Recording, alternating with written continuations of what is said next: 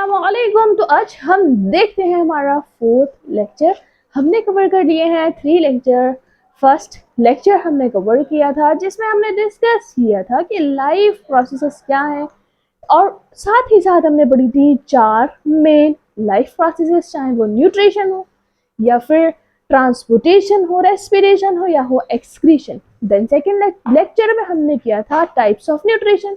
Nutrition कितने types का है, autotrophic nutrition and heterotrophic nutrition, और उसके टाइप ऑल्सो। थर्ड वीडियो में हमने कवर किया था कि प्लांट्स में खाना कैसे बनता है, यानी न्यूट्रिशन इन प्लांट्स, और देखा था कि फोटोसिंथेसिस कैसे होती है। और आज हमें इस वीडियो में पढ़ना है स्टोमेटा के बारे में कि स्टोमेटा क्या है। I hope you would like it, क्योंकि देख रहे हो ना। ठीक है, तो हमें क्या देखना है, हमें पढ़ना है स्टोमेटा के बारे में।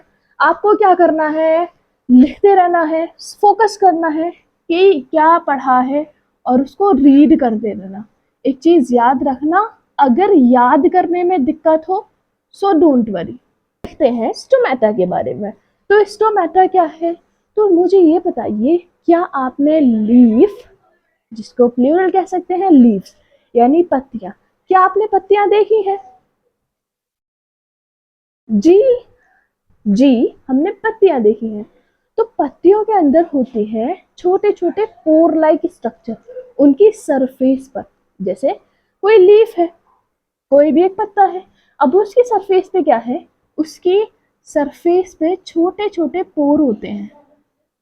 क्या होते हैं, उसकी सरफेस पर होते हैं पोर, जिसको हम बोल देते हैं स्टोमेटा। क्यों होते हैं, अभी जब रोल लिखूंगी ना तो बता दूंगी। Got it. तो पहली चीज हमने क्या बताया कि स्टोमेटा क्या है, लिखो,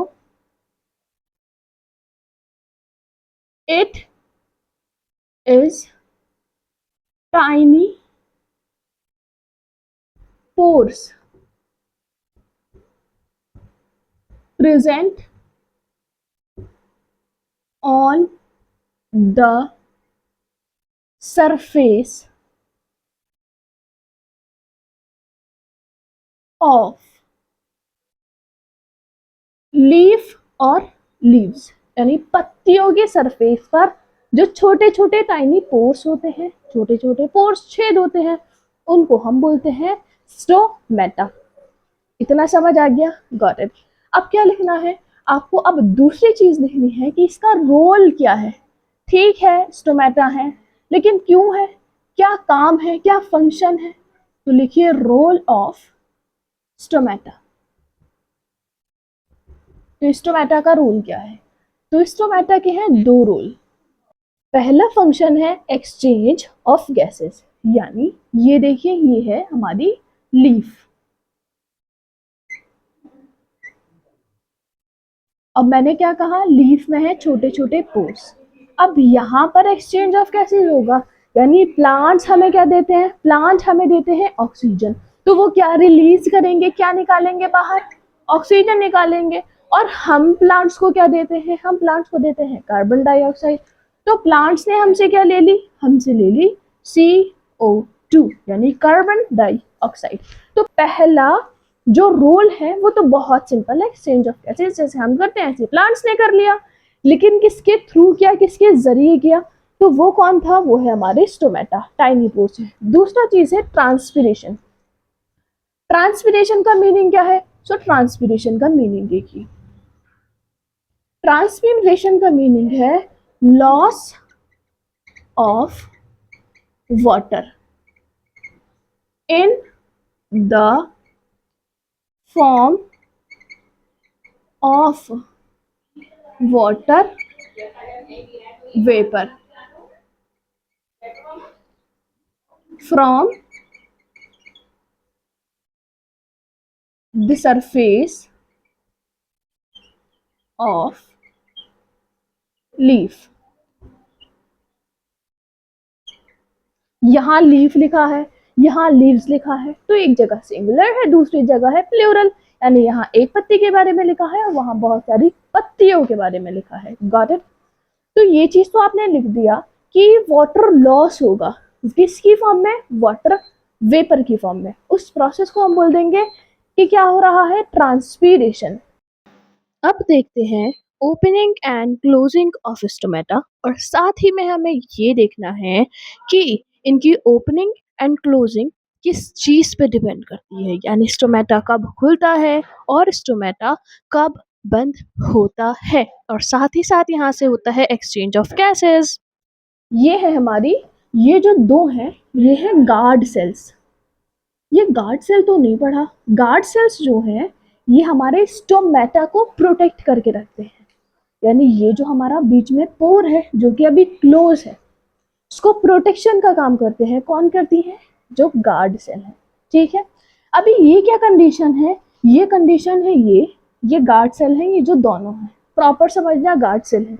और ये क्या है, ये है हमारा स्टोमेटल पोर, लिख दो ये, क्योंकि स्टोमेटा क्या है, pore like structure, stomata, stomatal pore. अब यहाँ से क्या होगा, यहाँ या तो इवन पत्ती में उसमें गार्ड सेल में पानी आएगा या फिर लॉस होगा। तो अगर, लिसन वेरी केयरफुली, अगर इनके पास आया पानी तो गार्ड सेल के पास जाएगा पानी, ये है स्टोमेटल पोर। अब यहाँ पे क्या होगा, यहाँ पे होगा वाटर। अगर वाटर एंटर करेगा कहाँ, गार्ड सेल में, तो एंटर करने के बाद ये जो स्पोर है, ये जो छेद है, तो ये क्या कर जाएगा, ये ओपन हो जाएगा, और जो हमारी गार्ड सेल्स हैं वो फूल जाएंगी जैसे बीन्स होती हैं। हाँ, और जो पोर है वो खुल जाएगा। डन। ये क्या बनाई है, ये फिर से मैंने फिर वही बनाई है, हमारी गार्ड सेल्स।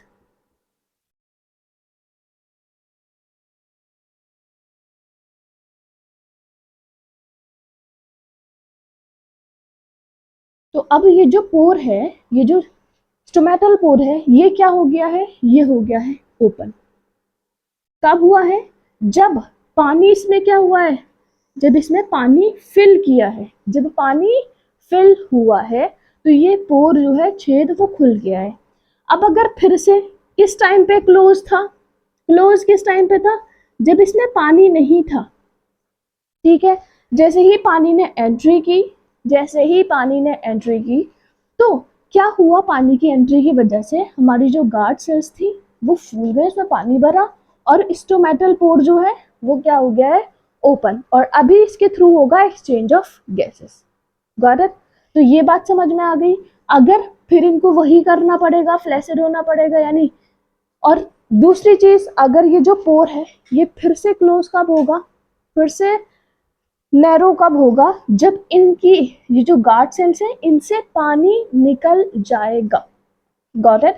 तो एक चीज क्वेश्चन आता है आपका वो, कि जो opening and closing of stomata किस चीज पे डिपेंड करती है, तो opening and closing of stomata water की कंसंट्रेशन पे डिपेंड करती है, कि वाटर एंटर करेगा या एग्जिट करेगा।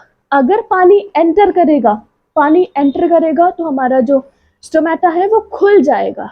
अगर पानी एंटर करेगा तो स्टोमेटा खुल जाएगा, और अगर पानी एग्जिट कर जाएगा तो हमारा स्टोमेटा बंद हो जाएगा। सो आज हमने डिस्कस कर लिया है स्टोमेटा के बारे में। आई होप कि आपको समझ आया। So thanks for watching, thank you, अल्लाह हाफिज़।